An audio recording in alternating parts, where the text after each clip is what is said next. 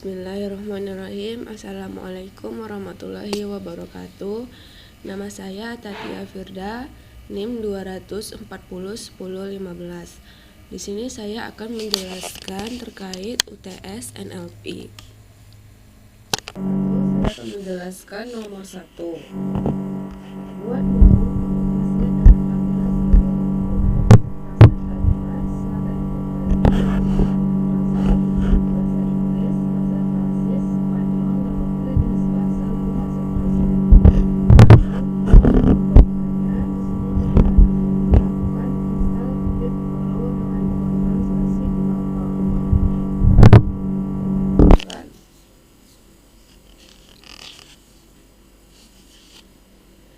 Setelah selesai dilakukan run, maka akan muncul hasil seperti ini. Selanjutnya kita lanjut ke codingan berikutnya dengan from Google Trans import translator, di mana baris ini mengimpor kelas translator dari pustaka Google Trans. Pustaka ini menyediakan antarmuka untuk menggunakan layanan Google Translate. Lalu dev translate text target language. Pada baris ini fungsi translate text mengambil dua parameter berupa teks yang akan diterjemahkan dengan target selanjutnya translator. Pada baris ini membuat objek translator yang akan digunakan untuk melakukan terjemahan. Lalu selanjutnya translated text, translator, translate text, dash, dan target language.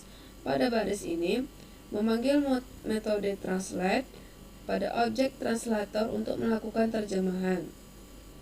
Parameter berupa teks adalah teks yang akan diterjemahkan dengan destinasi target bahasanya. Lalu selanjutnya return translate text. Pada baris ini mengembalikan teks terjemahan. Teks digunakan untuk mendapatkan teks hasil terjemahan dari objek translate text. Selanjutnya dev main print ini untuk menampilkan dengan kalimat selamat datang di program translate. Lalu dengan kalimat input, silakan input kalimat. Di sini kita nanti akan menginput kalimat yang ingin kita terjemahkan. Lalu print, pilih translate. Print A bahasa Inggris, print B bahasa Prancis, print C bahasa Spanyol. Ini dia akan menampilkan menu pilihan bahasa Inggris, Prancis, dan Spanyol. Lalu pilihan translate, input, pilih jenis bahasa A, B, dan C. Di sini kita hanya bisa menginput A, B, dan C. Lalu lower ini untuk mengubah setiap huruf kapital menjadi huruf kecil. If, jika pilihan translate not in A, B, dan C. Jika pilihan translate tidak pilihan A, B, dan C, maka print dia akan menampilkan pilihan translate tidak valid. Silakan pilih A, B, dan C. Kita hanya bisa melakukan pilihan translate A, B, dan C. Lalu if pilihan translate A bahasa Inggris dengan target bahasa N, kode N karena bahasa Inggris itu English. Lalu elif pilihan translate B yaitu bahasa Prancis, target language-nya itu FR dengan kode FR karena Prancis. Else target language-nya itu bahasa Spanyol yaitu S karena Espanyol. Hasil translate text, kalimat, target language. Lalu print, hasil translate, print, bahasa target language, upper, hasil translate. If name, mine, dan mine. Ini untuk memastikan bahwa codingan berjalan dengan seharusnya. Jika kita run, lalu kita menginput kalimat yang ingin kita masukkan.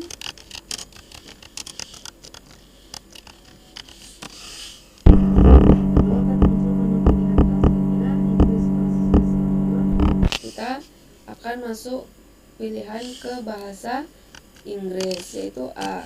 Kita input. Maka hasil hasilnya itu bahasa N.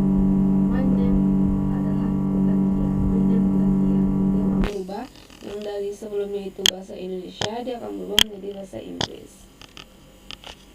Selanjutnya yaitu soal nomor 2. Lakukan sentimen analisis untuk kalimat yang ditulis dalam bahasa Indonesia. Kalimat input kalimat, lalu sentimen.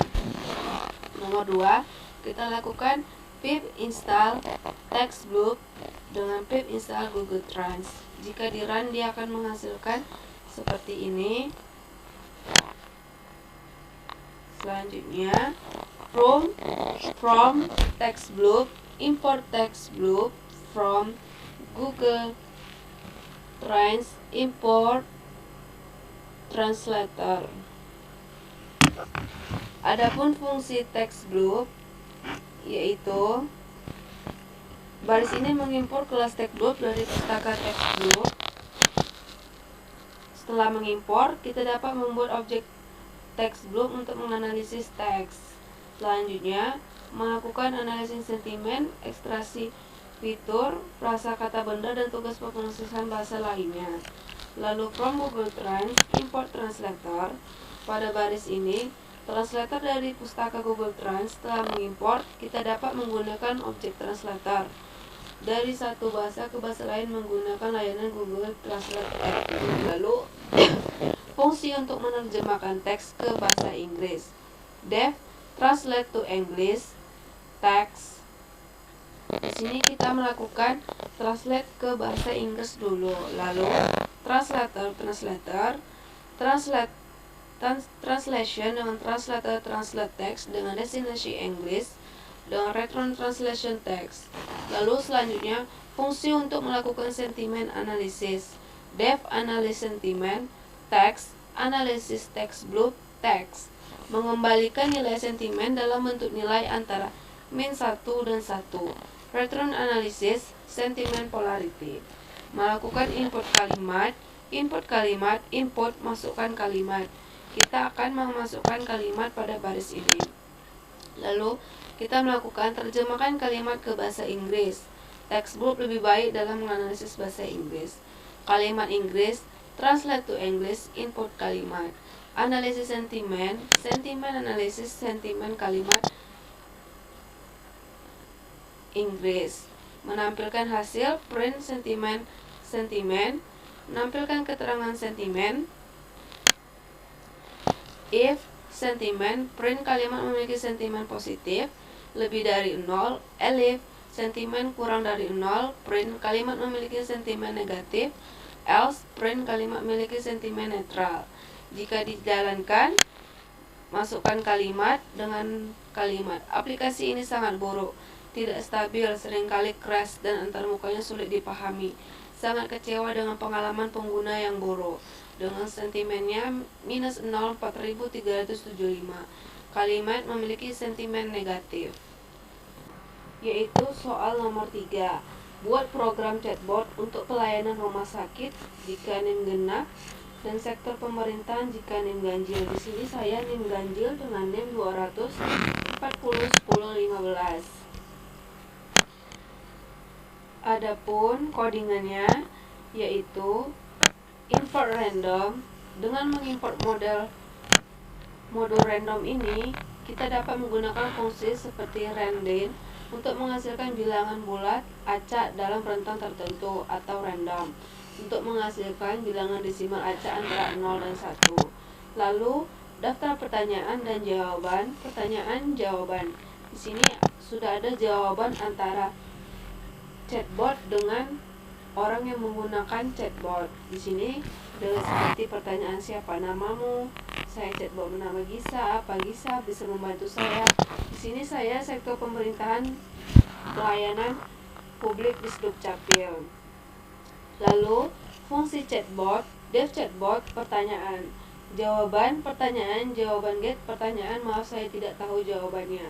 Jika pertanyaan yang kita masukkan di luar dari pertanyaan ini, maka dia akan menjawab, maaf saya tidak tahu jawabannya. Selanjutnya, interaksi dengan chatbot.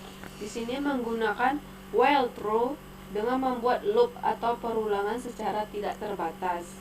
Program akan terus berjalan di dalam loop sampai ada perintah break yang menghentikan loop. Di sini ada break untuk menghentikan while true ini.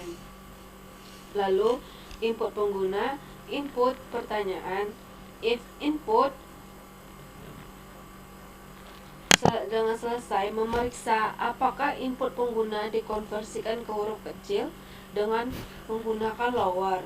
Jika iya, program akan mencetakkan pesan terima kasih dan menghentikan loop dengan break. Dengan mencetak print terima kasih sampai jumpa. Lalu, jawaban chatbot menggunakan fungsi chatbot yang ditampilkan di kode untuk menghasilkan jawaban berdasarkan input pengguna, berdasarkan kalimat pertanyaan yang kita masukkan. Lalu print chatbot dengan jawaban chatbot. Jika kita jalankan, dia akan menghasilkan hasil seperti ini. Chatbot, pertanyaannya kita masukkan seperti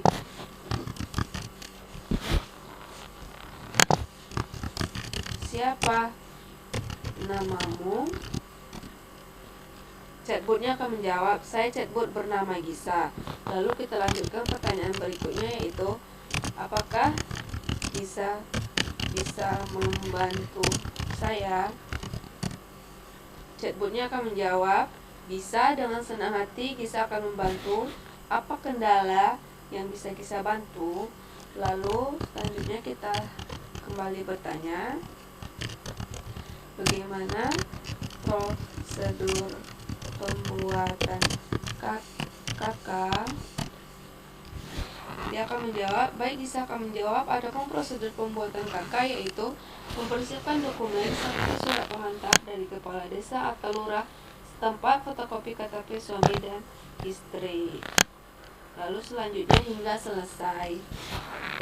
Selanjutnya saya akan menjelaskan soal nomor 4, di mana di sini soalnya terdapat lakukan proses scaffolding dan tokenisasi pada kalimat berikut sehingga didapat kalimat dalam bentuk tokenisasi kata dan 3 n-gram tokenisasi frasa yang bebas dari tanda baca dan angka. Adapun kalimatnya, pada pukul 15.30 WIB, tim IT sedang menyiapkan rencana migrasi sistem operasi ke versi terbaru. Rencana ini melibatkan sekitar 50 komputer, termasuk komputer-komputer dengan spesifikasi tertentu seperti RAM 16 GB dan prosesor Intel Core i7 dan seterusnya. Lalu, adapun codingannya yaitu nomor 4, kita melakukan install pip install NLTK. Setelah di run, kita kemarin dia akan menghasilkan seperti ini. Kita tunggu selesai. Jika sudah selesai, di sini terdapat import RE from NLTK tokenize. Import RE ini merupakan library yang digunakan untuk melakukan operasi regular expression regex yang dapat digunakan untuk pencarian dan manipulasi teks. Selanjutnya, from NLTK tokenize import word tokenize.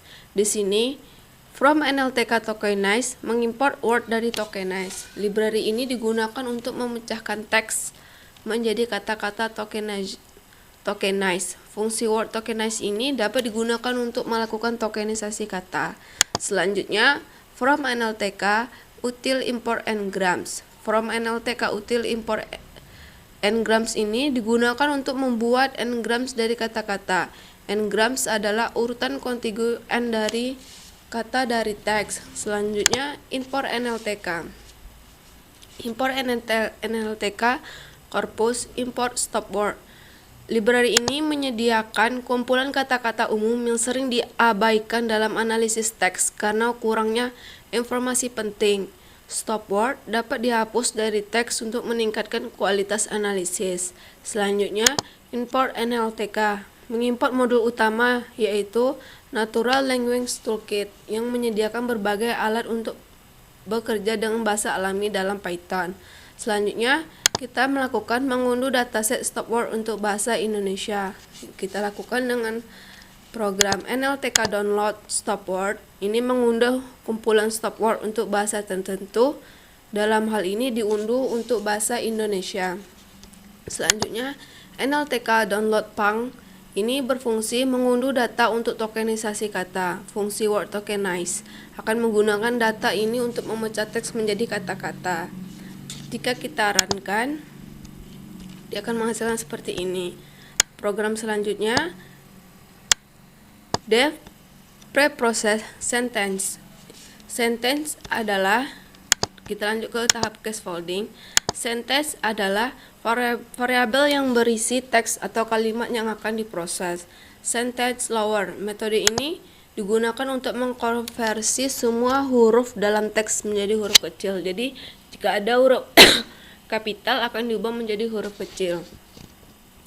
Lalu, menghapus tanda baca dan angka. Sentence RS sub RA sampai Z sentence. Pada baris ini adalah pemanggilan fungsi dari modul RE, regular expression, untuk melakukan substitusi teks berdasarkan pola yang diberikan. Selanjutnya, tokenisasi kata, yaitu word tokens, word tokenized sentence. Di sini, word tokens adalah variabel yang menyimpan hasil dari tokenisasi kata. Setelah baris kode ini dieksekusi, word tokens akan menjadi daftar list kata-kata yang ditemukan dalam teks. Selanjutnya, word tokenized. Fungsi ini berasal dari modul NLTK tokenized dan digunakan untuk memecah teks menjadi token kata. Tokenisasi kata adalah proses memvisualisasikan teks menjadi kata-kata individual. Selanjutnya, menghapus stop word, kata umum yang tidak memberikan makna tertentu, yaitu stop word, set stop word, word Indonesia. Di sini menggunakan modul stop word dari NLTK Corpus untuk mendapatkan kumpulan stop word dalam bahasa Indonesia. Set ini digunakan untuk mengubah daftar stop word menjadi himpunan set yang memungkinkan pencarian lebih efisien. Word token, word for word in word tokens if word not its stop word. Selanjutnya ke proses tokenisasi 3 gram frasa. N sesuai soal tadi, di sini diubah menjadi 3 gram tokenisasi. Kita akan mengubah process tokens list gram words token, return word tokens process tokens. Jadi kata-kata itu akan diubah menjadi 3 bagian, 3 berturut-turut. Dengan kalimat, pada pukul 15.30 WIB, tim IT sedang menyiapkan rencana migrasi. Kalimat yang tadi ini kita runkan. Setelah kita run, kita lanjut ke tokens kata, tokens frasa, preprocessing sentence kalimat. Tampilkan hasil. Di sini kita akan menampilkan hasil yang sudah kita lakukan di atas tadi. Lalu print ini untuk menampilkan tokenisasi kata, print tokens kata, print tokenisasi frasa 3 gram, 3 n-gram, print token frasa. Kita akan merunkannya. Lalu didapatlah hasil di sini tokenisasi kata WIB tim IT, di mana di sini IT sebelumnya huruf besar, di sini berubah menjadi huruf kecil. Lalu kata-kata ini dipecah menjadi huruf kecil semua. Lalu di sini tokenisasi frasa n-gram, 3 n-gramnya WIB tim IT. Di sini terdapat 3 kata. Di sini tim IT rencana terbagi menjadi 3. Akan menjelaskan nomor terakhir, yaitu nomor 5, di mana di sini terdapat soal review paper terkait dengan NLP dengan langkah-langkah: pilih artikel, cari dan pilih 2 artikel internasional terkait NLP dipublikasikan dalam 5 tahun terakhir, review artikel, penjelasan singkat, analisis komparatif, pengaruh dalam industri, identifikasi dan jelaskan dampak penggunaan teknologi NLP dalam industri. Di sini saya mempunyai 2 paper, di mana paper pertama berjudul Depression Prognosis Using Natural Language Processing and Machine Learning from Social Media Status. Lalu paper yang kedua berjudul Sentiment Analysis on TikTok Application Review Using Natural Language Processing Approach. Di sini saya menerjemahkan paper ke dalam bahasa Indonesia.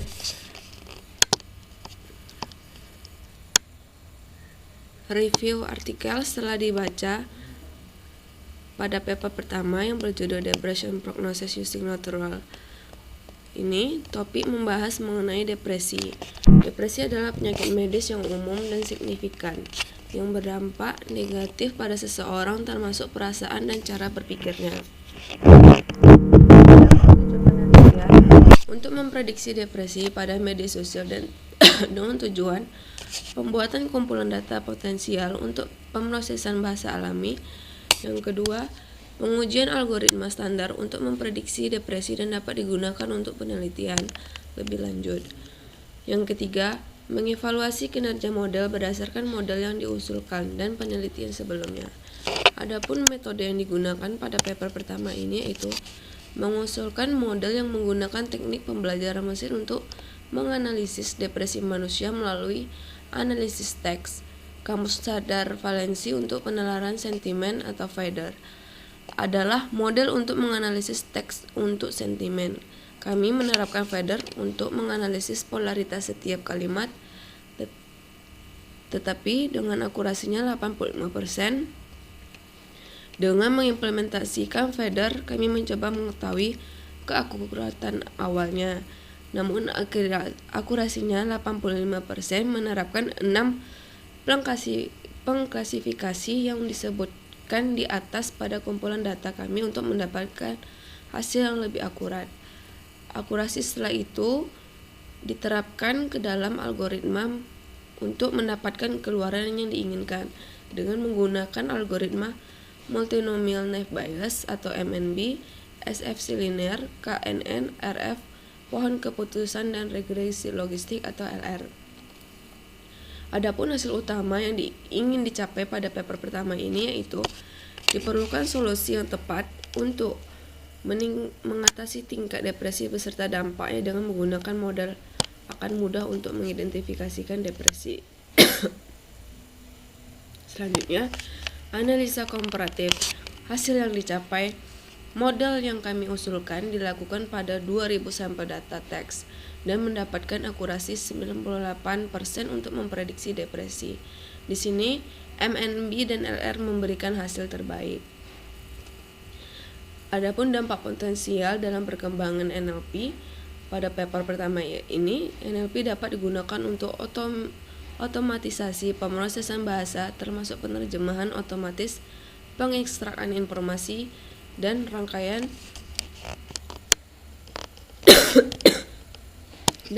tugas lainnya. Selanjutnya, pengaruh dalam industri.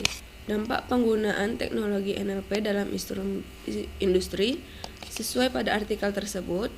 Pada media sosial, NLP dapat digunakan untuk menganalisis sentimen dalam teks ulasan dan komentar online untuk pemahaman konten. Selanjutnya, paper kedua dengan judul Sentiment Analysis on TikTok Application Review Using Natural Language Processing Approach. Setelah dibaca, topik membahas teknologi saat ini sudah sangat berkembang, banyak sekali media yang bisa digunakan untuk berkomunikasi. Salah satunya adalah aplikasi TikTok. Aplikasi TikTok ini memungkinkan pengguna membuat video pendek dan cepat. Tujuan penelitiannya mengklasifikasikan teks positif, negatif, dan netral berdasarkan dokumen. Adapun metode yang digunakan adalah Natural Language Processing dan pendekatan berbasis leksikon. Hasil utama yang ingin dicapai dalam melakukan klasifikasi untuk mengetahui review positif atau negatif, penulis menggunakan metode Natural Language Processing Approach. Penelitian ini bertujuan untuk mengetahui sentimen review pengguna dan memberikan rekomendasi perbaikan pada aplikasi TikTok berdasarkan review yang diberikan pengguna. Selanjutnya, hasil yang dicapai. Penelitian ini menemukan bahwa kata-kata yang dominan pada ulasan positif adalah kata-kata baik, bermanfaat, mantap, sangat, keren, dan bagus, yang menandakan fitur aplikasi mendapat ulasan positif dari pengguna dalam hal kualitas video, musik, dan filter yang dapat digunakan. Sedangkan kata-kata yang dominan dalam review negatif adalah tidak, favoritisme, tidak, kecewa, dan kok, yang menunjukkan bahwa aplikasi TikTok mendapatkan review negatif dari pengguna dalam hal fitur yang tidak dapat ditanggapi. Adapun dampak potensial dalam perkembangan NLP pada paper kedua berikut, NLP memungkinkan komunikasi yang lebih efektif antara manusia dan mesin. Sistem NLP yang semakin canggih dapat memahami dan merespons bahasa manusia dengan lebih akurat, meningkatkan pengalaman pengguna. Yang terakhir, dampak penggunaan teknologi NLP dalam industri. Sesuai pada paper atau artikel yang dibahas membahas sosial media berupa TikTok. Teknologi NLP dapat digunakan untuk meningkatkan proses penyaringan dan moderasi konten di TikTok. Ini termasuk pada deteksi konten berbahaya seperti kebencian atau pelecehan serta pemantauan penggunaan kata-kata yang tidak sesuai. Sekian penjelasan UTS NLP saya. Mohon maaf jika ada kekurangan. Wabillahi taufiq wal hidayah. Wassalamualaikum warahmatullahi wabarakatuh.